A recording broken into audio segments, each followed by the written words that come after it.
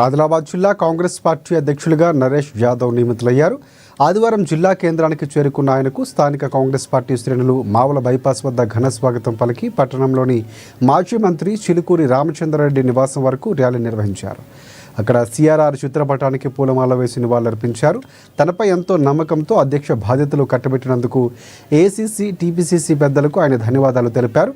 రానున్న స్థానిక ఎన్నికల్లో విభేదాలు లేకుండా అందరినీ కలుపుకుపోయి పనిచేస్తానని ఆయన తెలిపారు.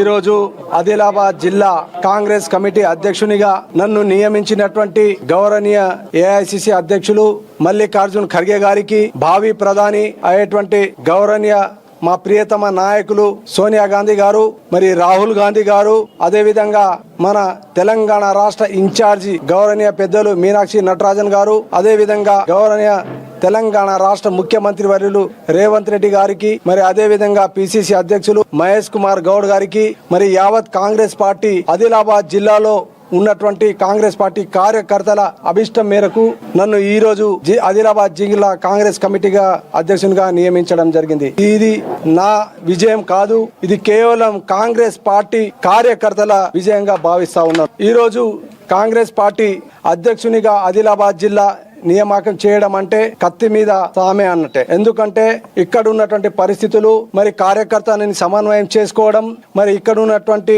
అన్ని అంశాలపైన, మరి ముఖ్యంగా ఉన్నటువంటి రాజకీయ పరిస్థితులను కూడా పరిగణనలో తీసుకొని ముందుకు వెళ్లాల్సిన ఆవశ్యకత ఉంది. అదే విధంగా ముఖ్యంగా నా ముందు ఉన్నటువంటి రెండు ముఖ్యమైనటువంటి విషయాలు, ఒకటి సంస్థాగతంగా కాంగ్రెస్ పార్టీని బలోపేతం చేయడం, కాంగ్రెస్ పార్టీలో గ్రూప్ లేకుండా అందరినీ సమన్వయం చేసుకోవడం.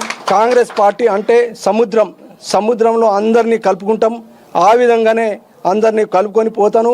అదే విధంగా రెండు కళ్ళు లాగా, ఒకటి అభివృద్ధి, రెండవది కాంగ్రెస్ పార్టీని పునర్నిర్మాణం చేయడానికి కింది స్థాయి నుండి బలోపేతం చేయడానికి కృషి చేస్తాను. మరి ప్రతి కార్యకర్త కూడా వారికి సముచితమైనటువంటి గౌరవం ఇచ్చేటువంటి బాధ్యత నేను మరవననేసి కూడా ఈ సందర్భంగా మనవి చేస్తున్నాను.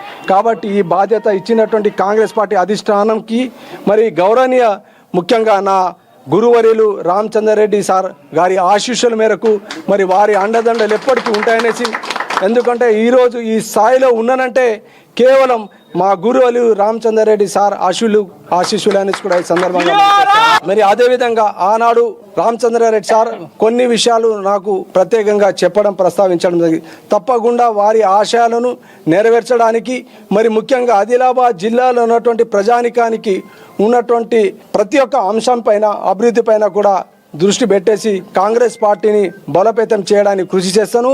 మరి తప్పకుండా ఆదిలాబాద్ జిల్లాని అభివృద్ధిలో ముందుకు తీసుకెళ్లి కాంగ్రెస్ పార్టీ కూడా ఇక్కడ ప్రతి గ్రామ స్థాయి నుండి కూడా మండల స్థాయిని కానీ కాంగ్రెస్ జెండాను ఎగరవేసే విధంగా తప్పకుండా నా వంతు సహాయ